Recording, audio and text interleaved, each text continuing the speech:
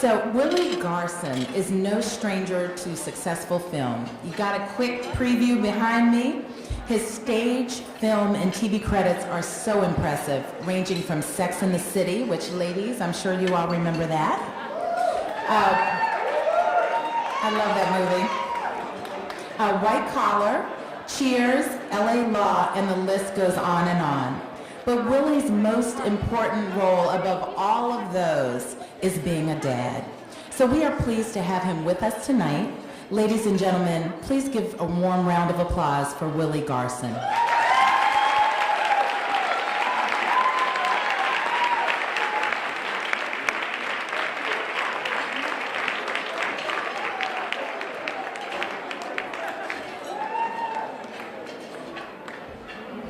Hello.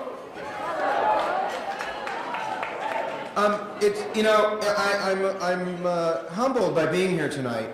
I came late to the party of knowing about Kidsave.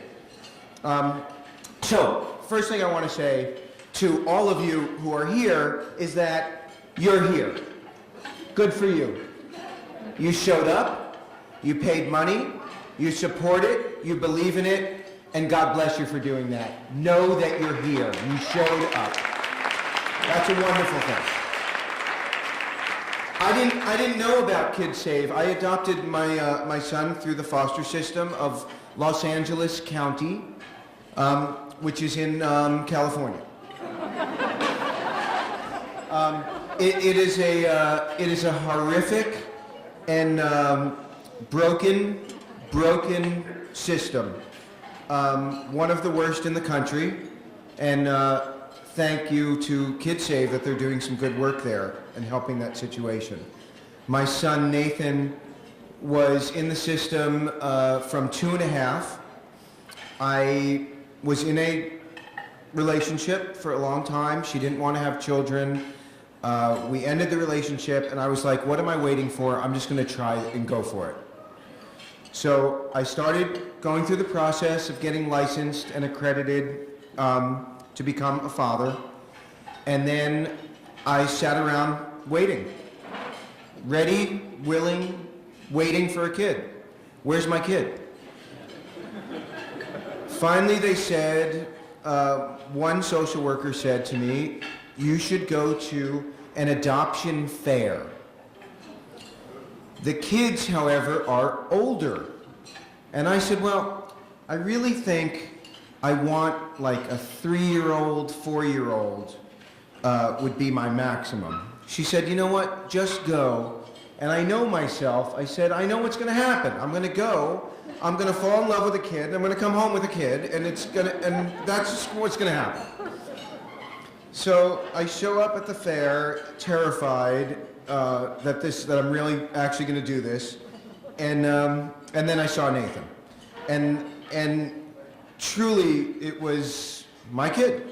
That's it. I saw him across the way signing in for the event, and I said, "That's my kid." The other kids who had been to many of these adoption fairs, and I know they're thinking, am I going to get picked? What's going to happen? Or is this just another day in the park? We're all standing on line, very sullen, and Nathan was balancing against a curb, along a curb. Now, I should have known then that he had ADD, but instead, I thought, that kid is plugged in, and that is the kid I want. So, I'll just tell you one story. One of the things at the adoption fair was they were painting ceramic piggy banks, and so Nathan, I was basically stalking him around the fair, and he was painting it blue and red, and I said, I leaned in and I said, you know, what other colors can you paint it? And he goes, they don't have any other colors. And I said, you know, if you put blue and red together, you get purple. And he looks at me like I'm insane or something. And fine. So I turn around, I'm talking to the social worker for a minute, and I come back to the table, and he's telling all the kids at the table, he's like, you know, if you put blue and red together, you get purple. Like he's a Harvard professor teaching about it was a very, very long process, but the key was meeting Nathan. And that's what Kidsave is doing. They're letting people, the system in LA is very broken, and it's made for the least common denominator, and Nathan was going to sit in foster care forever.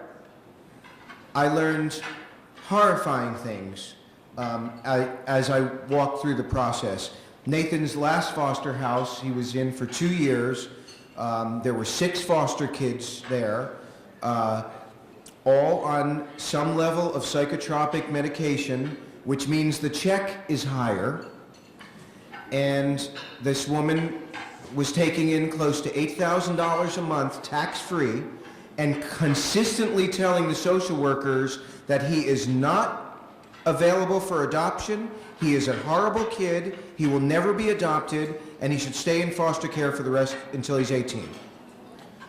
And I learned later that not only was the foster mother running a foster scam, she was also giving some of the money to Nathan's birth mother, who was also telling the county that Nathan is unable and should stay exactly where he is. Finally, an angel of a social worker, a new social worker, came in and said, there's nothing wrong with this kid. He's the sweetest kid on the planet. He's up for adoption. That's it. And she grabbed him and took him to the adoption fair, and he ended up in my house. So, there's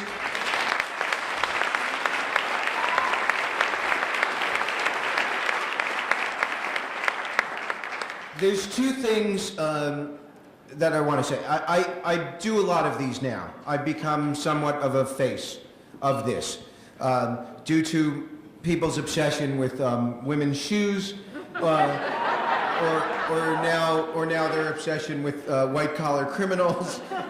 People want to listen to me speak. What I have to say is, someone said on the lovely clip that they showed, is that, you know, everyone, when you say, oh, I adopted a child, they say, oh, you're so wonderful, you're Mother Teresa, you're a saint. You know, and it's not. It's I got the gift. Nathan saved my life. I didn't save his life. He was going to be fine.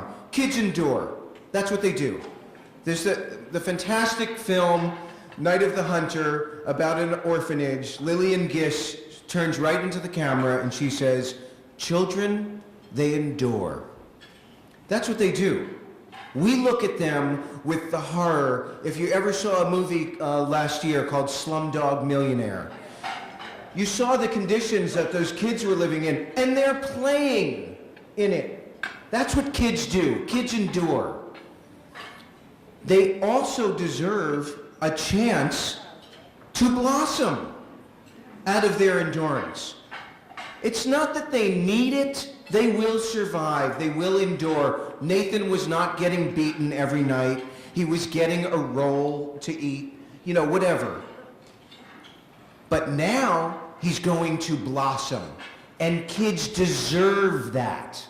It's not so much a need, it's what we deserve as humans. We deserve the opportunity, and we deserve also the opportunity to take care of someone, to take care of each other. That's what we deserve to do.